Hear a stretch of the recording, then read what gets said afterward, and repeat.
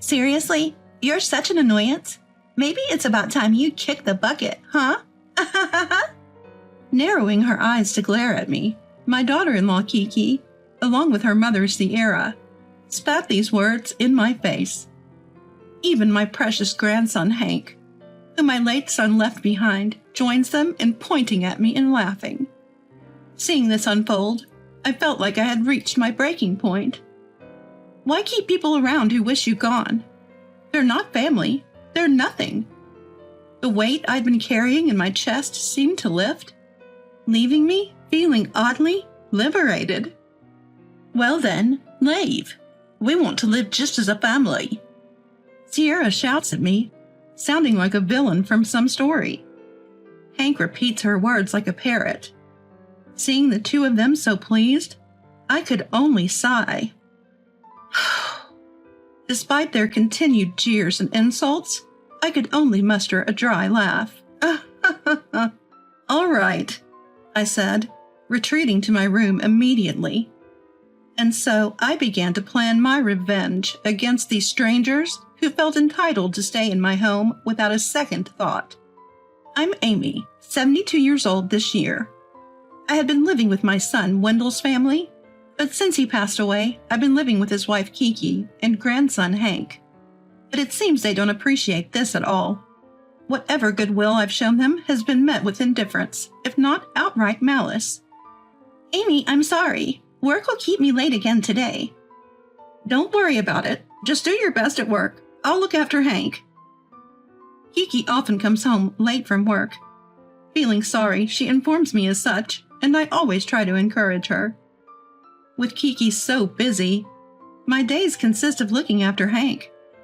That said, Hank is a middle schooler now. He should be able to take care of himself. Hey, Grandma, why do you cook such terrible stuff?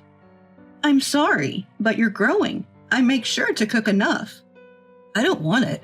Not in the mood to eat this crap. Maybe Hank has felt lonely since his parents often work and leave him home alone. I was having a hard time with Hank, who was in the throes of teenage rebellion. It didn't help that he was disappointed his grandmother was the one taking care of him. He would often ignore the meals I prepared, and I even found out he was tossing the lunch boxes I made for him in the morning. He wouldn't lift a finger to do his laundry, but if I took it upon myself to bring it to his room, he'd snap at me. Don't come into my room without permission. I couldn't be too firm with him. I felt guilty for not allowing him to be indulged by his parents and having him endure instead. Yet, there was another factor that was making his behavior worse. Sierra, Kiki's mom. Really, Amy? You're feeding my grandson this junk? I'm sorry. Hank, Granny brought you some of your favorites. Go ahead, eat up. Awesome. You're a lifesaver. Sierra would come by unexpectedly, barge in without so much as a greeting, and shower Hank with gifts she called souvenirs. Even though they were Hank's favorite foods, they were often high in calories and greasy, just making his dislike of vegetables worse. Even if I hinted at his picky eating habits, Hank didn't listen. He had a powerful ally in his maternal grandmother. Sierra loves to criticize me, taking any opportunity to say whatever she wanted, making both Hank and herself feel better in the process. At times, she would even badmouth Wendell, who had passed away, leaving behind not just me, but our kids and his wife. Hank probably preferred Sierra over me, who nagged him daily. I was growing increasingly frustrated with Hank's worsening attitude and Sierra's enabling behavior. Still, I kept my composure, telling myself it was only once or twice a week. But that composure broke when Kiki made a certain suggestion.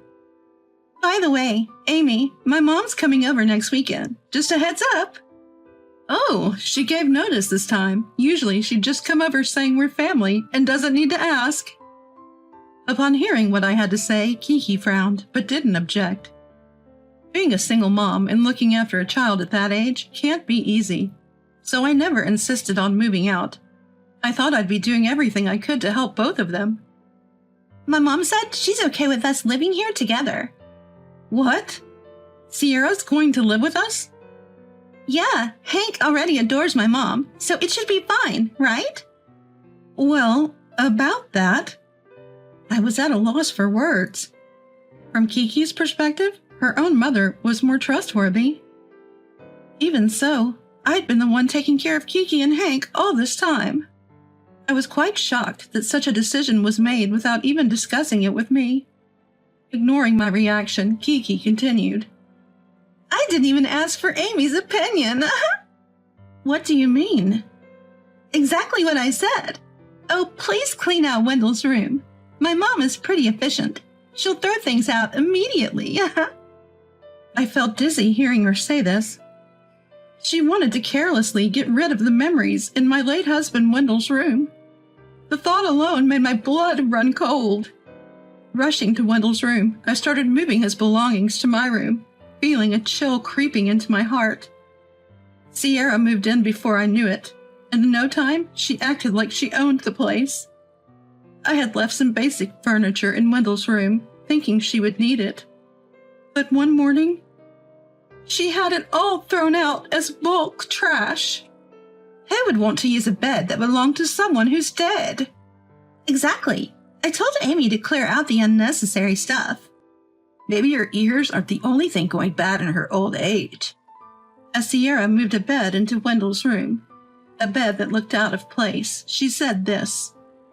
The way Sierra claimed the space as her own and disregarded Wendell, along with Kiki and Hank's support for her, was something I couldn't forget. Soon after Sierra moved in, I lost my place in the house.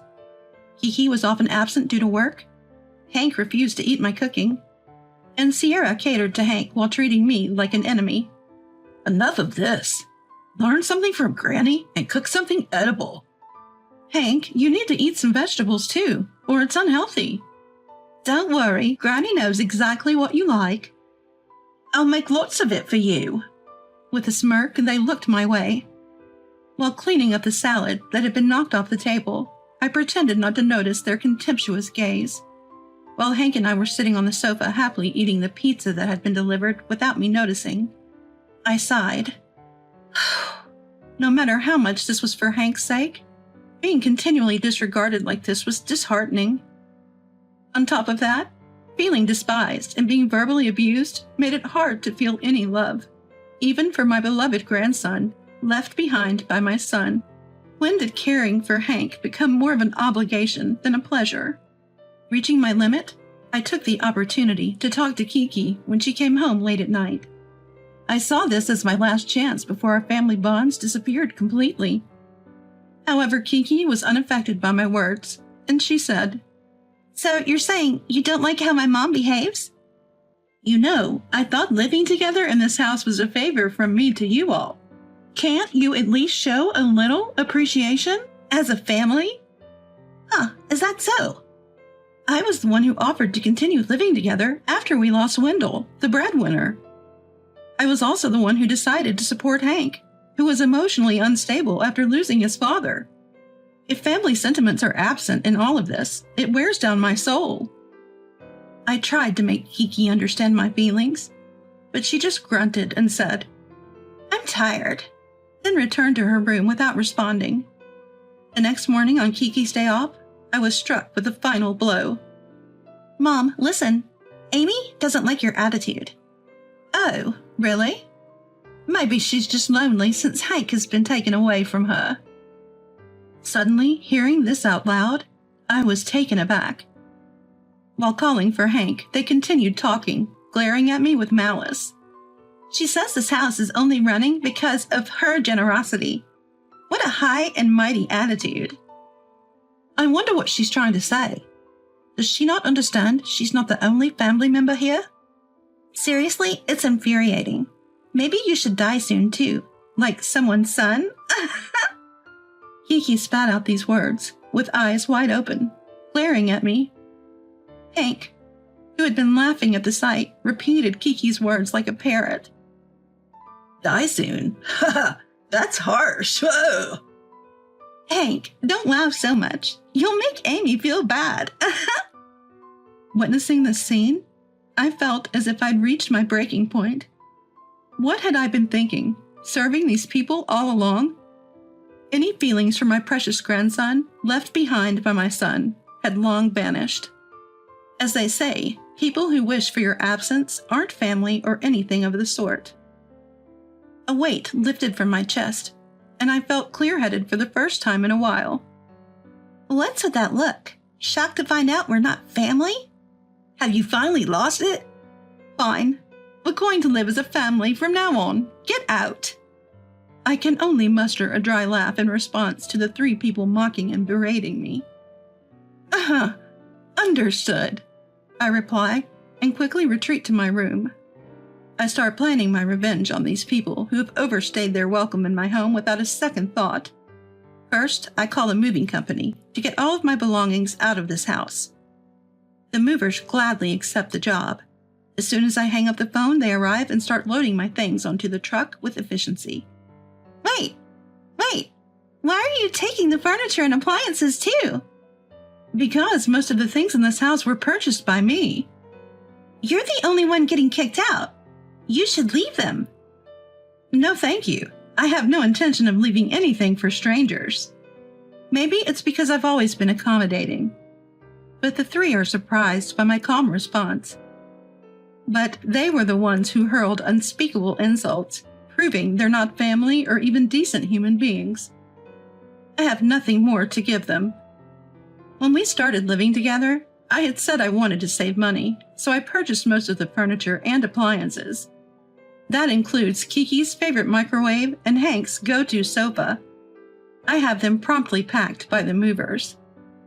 As my belongings are being carted away, the three continue to snipe, albeit with unpleasant expressions.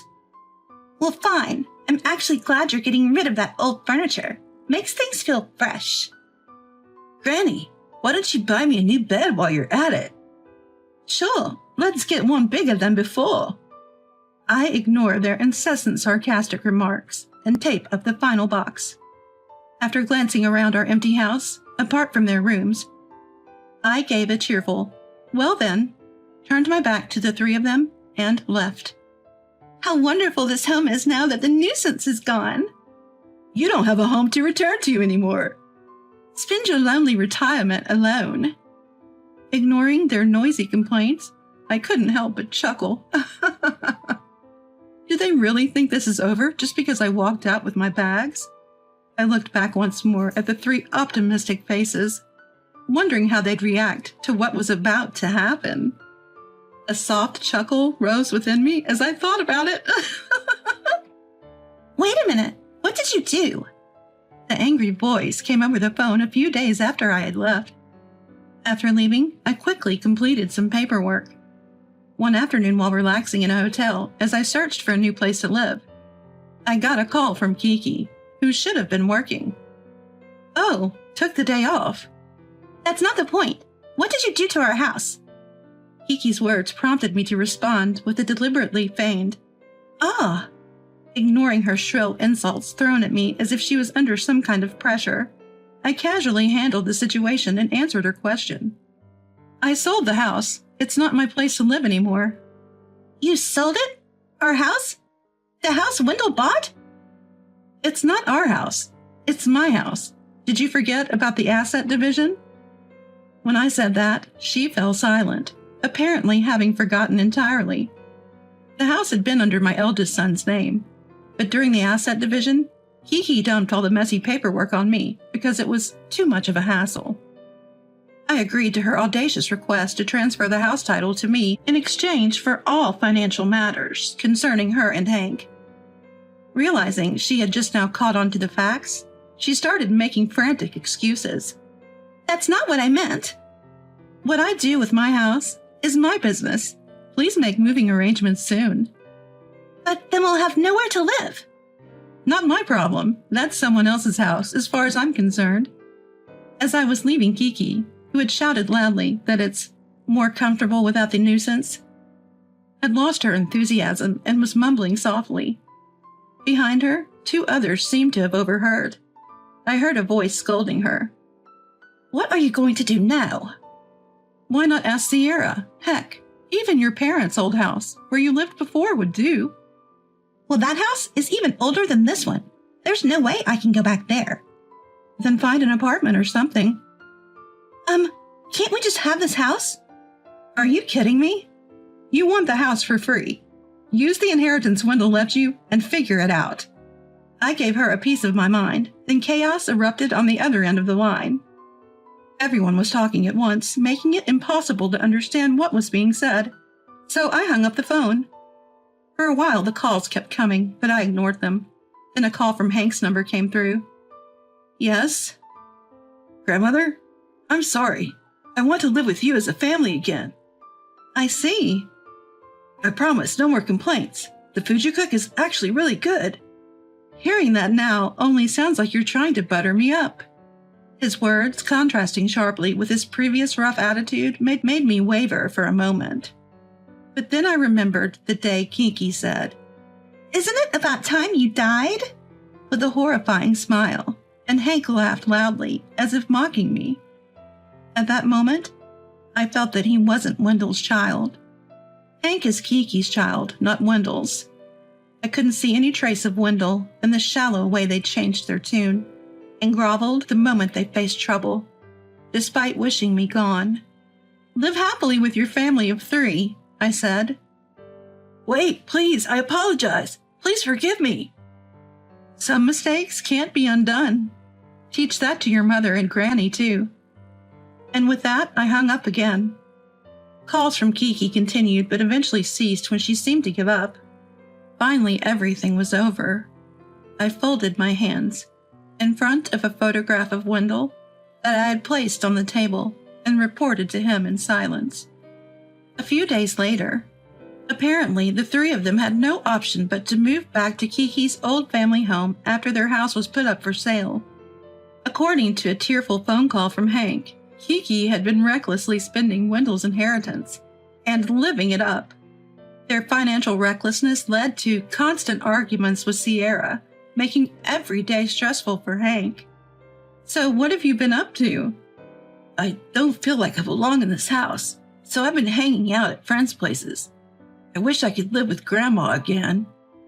Try not to be a burden to your friends, okay? Hank keeps playing the victim card, but he makes no effort to appreciate his current family. Instead, he's just trying to win me over. It's clear he hasn't learned a thing, which I find frustrating. I'm not moved by Hank's appeals and choose to ignore them. Kiki, too, has called me, her voice laced with complaints about being yelled at by Hank and not being able to stand Sierra's lectures. Both Hank and Kiki only tell me things that are convenient for them, but I couldn't care less. Amy, can't we be a family again? You seemed pretty happy when I was out of the picture, didn't you? Well, that was a poor choice of words. You wanted me gone just like Wendell, didn't you? I can't be family with someone who says things like that. She stomped on my goodwill, calling it condescending, so I have no intention of doing anything more for her. Fed up, I decide to ignore calls from both of them. Then a call comes in from an unknown number. Answering it, I find, unsurprisingly, that it's Sierra. Amy, being stubborn won't get you anywhere. What are you talking about? Planning on living all alone? You can still come back, you know, just apologize. Apologize and become what, your servant? She still can't humble herself to apologize to me. They try to lure me back with their self-centered talks, but I can only laugh it off. Don't you want to live with your cute grandchild again? Don't you regret abandoning your family? Regret it? Not a chance. You're the ones who cast me aside, saying I'm not family. Maybe you're the ones with regrets. That's why you're calling me. With that said, the call ends abruptly, amidst shouting on her end. Looking at the call ended on my phone, I once again affirm that I did nothing wrong. I've done all I can in that house. Hank is old enough to know right from wrong. If they had even offered a single apology to Wendell, I might have reconsidered. But all they did was try to win my favor. So let them enjoy their real family. I sold the house and moved into a new apartment with the money. In my sunny new room, I offer a prayer to Wendell's picture. Whether they're real family or not, caring for others is what really matters. Smiling, I update Wendell's photo on how things have turned out for them. I don't have to worry about anyone else or be unnecessarily considerate anymore. Living alone in my comfortable new home feels incredibly refreshing.